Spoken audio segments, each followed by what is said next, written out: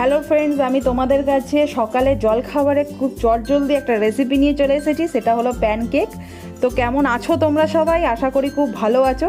তো স্কিপ না করে পুরো ভিডিওটা দেখার অনুরোধ রইল। হাই, আমি সুস্মিতার পাকশালায় তোমাদের স্বাগত। তো চলো দেখে নিই আজকের রেসিপিটা। তো দেখো বন্ধুরা, আমি একটা বোলের মধ্যে নিয়ে নিলাম 2 কাপের মতো ময়দা।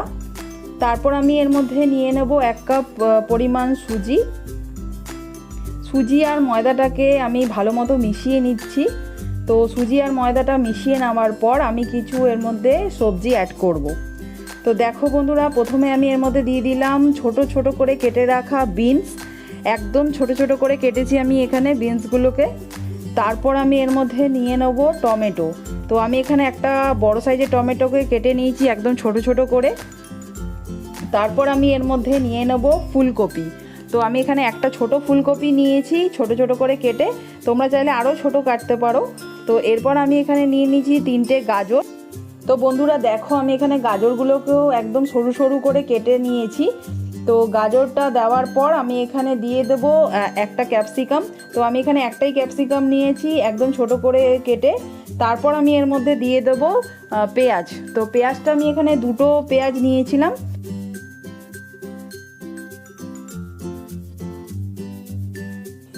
এখানে আমাদের সমস্ত উপকরণ খুব ছোট ছোট করে কেটে নিতে হবে, কারণ প্যানকেকটা তৈরি করার সময় যাতে আমাদের সবজিগুলো তাড়াতাড়ি সিদ্ধ হয়ে যায়, তাই জন্য।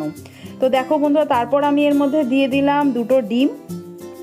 এরপর আমি এর মধ্যে দিয়ে দেব 1 টেবিল স্পুন নুন আর 1 টেবিল স্পুন গোলমরিচের গুঁড়ো।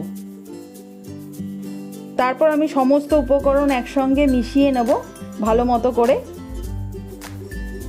তো মিশিয়ে নেওয়ার পর তারপর আমি এর মধ্যে জল অ্যাড করব। খুব অল্প অল্প করে এর মধ্যে জল অ্যাড করে করে আমাদের এই মিশ্রণটাকে তৈরি করতে হবে, কারণ বেশি জল হয়ে গেলে আবার কিন্তু পাতলা হয়ে যাবে খুব। তো প্রথমে আমি এখানে 2 কাপ জল দিচ্ছি, দিয়ে ভালো করে মিশিয়ে নেব। তারপর আমার যখন আবার জলের প্রয়োজন হবে তারপর আমি আবার এর মধ্যে জল অ্যাড করব।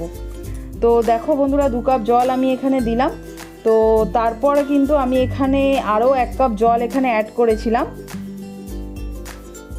তো বন্ধুরা, তোমরা কিন্তু ডিনারেও এই রেসিপিটা তৈরি করতে পারো, খুব সহজেই কিন্তু হয়ে যাবে। তো বন্ধুরা দেখো, আমি এরকম একটা ব্যাটার তৈরি করে নিয়েছি। খুব পাতলাও হয়নি আবার খুব মোটাও হয়ে যায়নি, এরকমভাবে এই ব্যাটারটাকে তৈরি করে নিতে হবে। এরপর আমি এর মধ্যে দিয়ে দিলাম 2টো কাঁচা লঙ্কা। তো কাঁচা লঙ্কাগুলোকেও আমি একদম ছোট ছোট করে কেটে নিয়েছি। তারপর আমি কাঁচা লঙ্কাগুলোকে ব্যাটারের সঙ্গে ভালো মতো মিশিয়ে নিলাম। তো মিশিয়ে নেওয়ার পর আমি গ্যাসে বসিয়ে দেবো একটা তাওয়া। তো তারপর আমি এই তাওয়াটার মধ্যে অয়েল ব্রাশ করে নেব। খুব অল্প পরিমাণে তেল দিয়ে কিন্তু প্যানকেকগুলো রেডি হয়ে যায় বন্ধুরা। তো দেখো, তেলটা একটু গরম হয়ে গেছে। তারপর আমি এর মধ্যে 1/2 কাপ করে ব্যাটার দিয়ে আমি প্যানকেকটা তৈরি করে নিই। তো বন্ধুরা, প্যানকেকটাকে তাওয়ার মধ্যে এইভাবে ছড়িয়ে দিতে হবে। তো ছড়িয়ে দেওয়ার পর আমি কিছুক্ষণ অপেক্ষা করেছিলাম একদিকটা ভাজার জন্য। তো একদিকটা ভাজা হয়ে গেলে আমি উল্টে দেব, তো অন্য পিঠটা যাতে ভাজা হয়ে যায় ভালো মতো। তো এইভাবে 5 মিনিটের মতো অন্য দিকটা ভাজার জন্য আমাদেরকে একটু অপেক্ষা করতে হবে।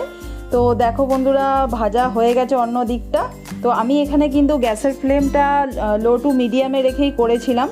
তো অন্য পিঠটা ভাজা হয়ে যাওয়ার পর উল্টে দিয়ে আমি আবারও একটুখানি অয়েল ব্রাশ করে দিলাম। তো বন্ধুরা, প্রত্যেকটা প্যানকেকই আমি এইভাবে ভেজে নেব। তো তোমরা বাড়িতে অবশ্যই ট্রাই করো, আমাকে কমেন্টে অবশ্যই জানিও যে তোমাদের কেমন লেগেছে রেসিপিটা। তো বন্ধুরা দেখো, আমি মেয়োনিজ আর কেচাপ দিয়ে এই প্যানকেকগুলো ট্রাই করেছিলাম। তো তোমরা এই 2টো কম্বিনেশন দিয়েই ট্রাই করতে পারো, আশা করছি তোমাদের খুব ভালো লাগবে। তো দেখা হচ্ছে নেক্সট একটা রেসিপি নিয়ে। তো ভালো থেকো, সুস্থ থেকো, সাবধানে থেকো। আর রেসিপিটা যদি ভালো লেগে থাকে তো লাইক, শেয়ার আর সাবস্ক্রাইব করে দিও। তো ভালো থেকো, সুস্থ থেকো, সাবধানে থেকো, টাটা।